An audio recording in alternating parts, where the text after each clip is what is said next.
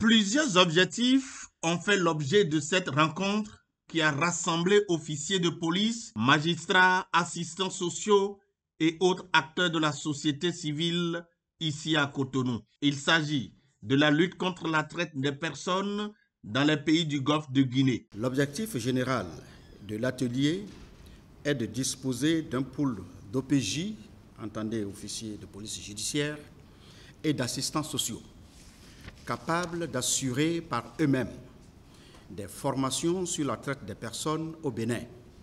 Plus spécifiquement, il s'agit, ce jour, de faire un rappel sur les généralités, le contexte, les concepts clés de la traite des personnes, renforcer les connaissances des participants sur le cadre juridique et institutionnel en matière de lutte contre la traite des personnes, à la fois sur les plans national et international. Mettre à disposition les outils techniques et connaissances nécessaires aux participants pour détecter, identifier une potentielle victime et procéder à son audition selon la procédure adéquate. Ces ateliers s'inscrivent dans la poursuite des actions du projet régional d'appui à la lutte contre la traite des personnes dans 6 pays du Golfe de Guinée, en cours de mise en œuvre par Expertise France et cofinancé par l'Union européenne et la France. Donc, depuis 2019, nous mettons ce projet dans 6 pays, notamment le Bénin, la Côte d'Ivoire, le Ghana, la Guinée et le Nigeria. Il vise à renforcer les efforts des pays du Golfe de Guinée dans la lutte contre ce fléau que constitue la traite des personnes. Retenant une approche globale, le projet régional mis en œuvre par Expertise France a donc contribué au Bénin, comme dans les autres pays, à renforcer la coordination de l'action gouvernementale, la répression des faits de traite des personnes, la prise en charge des victimes de la traite et la coopération régionale. Dans cette approche, le volet répressif et la prise en charge des victimes jouent un rôle très essentiel.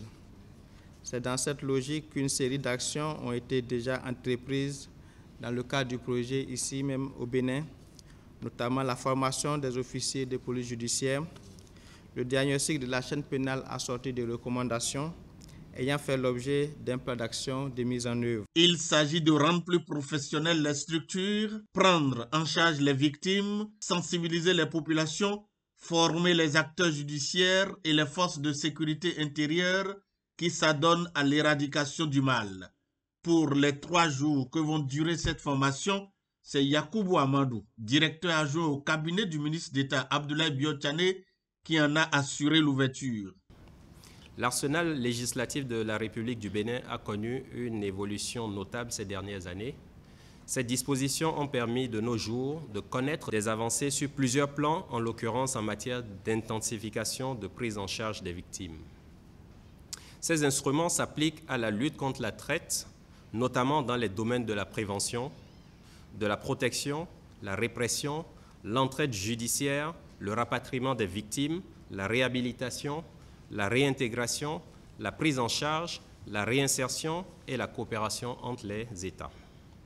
Cependant, nous devons constater quand même que les acteurs manquent de capacités techniques suffisantes afin de mener à bien leur mission de détection, d'orientation et de prise en charge des victimes.